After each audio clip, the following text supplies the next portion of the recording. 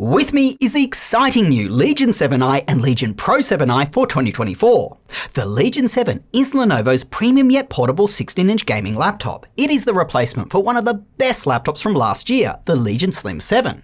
The chassis is the same size and shape, and it still comes with the same dedicated graphics, an RTX 4060 or 4070. However, this year we have a significantly more powerful Intel HX processor inside. We have a stunning glacial white color and a bunch of other improvements. Next, we have the Legion Pro 7, a much thicker and higher performing 16-inch gaming laptop. It has the same Intel processor inside, but it feeds it more power. And it comes with Nvidia's most powerful dedicated graphics, either an RTX 4080 or 4090. Since I value your time, I'm just going to go straight to the pros and cons of each laptop. And then at the end, I'll go through who should buy one and how they stack up versus their competition. Let's start with the positives of the slimmer Legion 7i. As I said, the Glacier White version is gorgeous, and it's not just its color alone that makes this laptop look so spectacular. It's the combination of the color with the bright, individually lit RGB keyboard that makes it look so good. It is the best looking 16-inch laptop I've ever seen, better than the Razer Blade Mercury White and the redesigned Zephyrus G16. The Legion 7i's display is bright, has a high enough resolution, and has a fast 240Hz refresh rate. It's a joy to look at, and both these laptops can power their displays directly from the GPU via Advanced Optimus. Plus, they both support G-Sync. And continuing with things that both these two laptops do well, their keyboards are very satisfying to type on. They feel responsive, they don't have any weird key layout issues, and the key press isn't overly loud. Plus, both their trackpads are good enough, and they both have upgradable memory, 2 upgradable storage slots, and upgradable Wi-Fi. Now, on the Legion 7i specifically, this year's model is a huge step up in CPU performance. It includes one of Intel's fastest 14th gen HX processors. This is a completely different tier of processor from the H series that we saw in last year's Slim 7i. And even though Lenovo feeds this processor less power in this laptop than the larger Pro 7, the Legion 7i still destroys its competitors. That's in the compact 16-inch laptop category. The only laptop that beat it is Apple's MacBook Pro 16 with the M3 Max chip. But that costs a ludicrous amount more, and you can't play the full catalogue of AAA games on it. And talking about gaming, in graphics, this laptop is also no slouch. It consistently delivered some of the best results of any laptop we've tested with an RTX 4070. That's because the one in this laptop is fed up to 140 watts of power. Although this year's chassis is the same physical size and shape as last year's, the ports have been improved. The USB-A ports that were located on the rear of the laptop have now been moved to the left and right side. This makes it easier to plug devices in and out of. The HDMI and proprietary Lenovo charging ports are still round the back though. I like this, as it keeps the cables that you rarely plug in and out neatly out of the way. And if you do plug something in and out of them, you can easily find where they are as the icons above the ports light up. And this year we have a third USB-C port on the right side that supports 5GB transfer speeds. Previously there were only 2 USB-C ports that were all on the left side.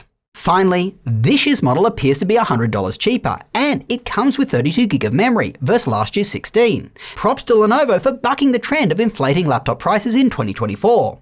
Alright, so that's a lot of good things about the Legion 7i, but there are definitely issues. The most noticeable of which is that this laptop is a warm-feeling laptop. It doesn't matter what you do on the laptop, whether light tasks or gaming, it is warm. That's the trade-off of putting Intel's highest-end 14th gen HX processor in a laptop this size. It requires a lot of power to run and generates a lot of heat. I'm very sensitive to this, and I find warm laptops distracting and uncomfortable to use. I'd classify this one as the warmest that I can personally handle. And let's talk about another side effect of this processor: fan noise. Overall, it's competitive. If you're using the laptop in a dead silent room though, doing light tasks, on occasion you can hear the fans going. It's not loud nor overly disturbing, but you will hear it at times. If it does disturb you though, you can turn off the dedicated GPU completely and it won't be as bad. Look, overall, what Lenovo has done here to be able to put this processor in a laptop this size is feed it less power than it would be fed in a larger one, allow the laptop to run a bit warmer, and keep the fan noise competitive with other gaming laptops. And honestly, the result is better than I expected. I'm surprised it doesn't get even hotter. But I feel Intel's Core Ultra processor would have been a better fit for this laptop. That would have enabled it to feel more like Lenovo's own Yoga Pro 9i. That laptop is a similar size to this one and has similar fan noise, but it feels much cooler to the touch. That is a trade-off that I would have taken. Let's now talk battery life, as that is of course also processor dependent. When running on battery, the laptop's max performance is dropped substantially. But funnily enough, it is just as fast as a laptop with a Core Ultra 9 processor that's plugged into the wall. When doing high-performance tasks, don't expect more than 1 hour of runtime, which is a little below average for this type of laptop. However, when doing something light, like watching a streaming movie, that's where you can once again see the downside of putting this kind of processor in this laptop. Even with its massive 99.9 watt-hour battery, the Legion 7i trails laptops with Intel's newer Core Ultra processor, and those have smaller batteries. Alright, the rest of the cons are just not that material. This year's model is more than 100 grams heavier than last year's, which makes it one of the heaviest of its direct competitors. And although the screen is fantastic, as I said, the colour gamut isn't wide enough to hit 100% DCI-P3. Please note though, in some markets you can actually buy this laptop with a high resolution panel that lowers the brightness to 430 nits, but ups the resolution and does cover 100% of DCI-P3. Other than that, its SD card reader is still slow. Its USB-C ports are placed far down the laptop, so plugging in accessories may get in your way. And only the left side USB-C port supports charging. Plus, only one of them is Thunderbolt 4, and just like the HP Transcend 14 that we recently tested, you need at least a 100-watt USB-C charger and a 100-watt compatible charging cable to charge it that way. I've listed the ones that we use right here in the studio on our website.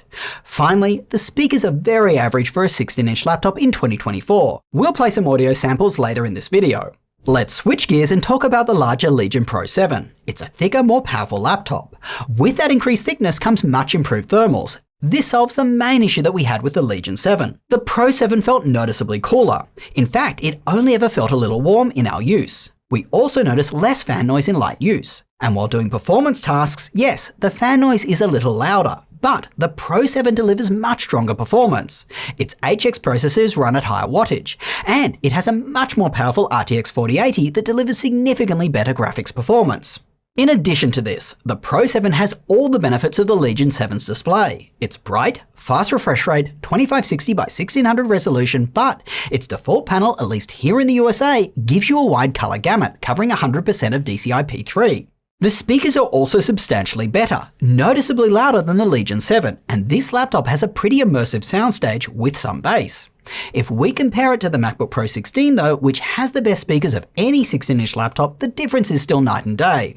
The Pro 7 sound becomes a little tinny at max volume and it doesn't have as much bass. Take a listen.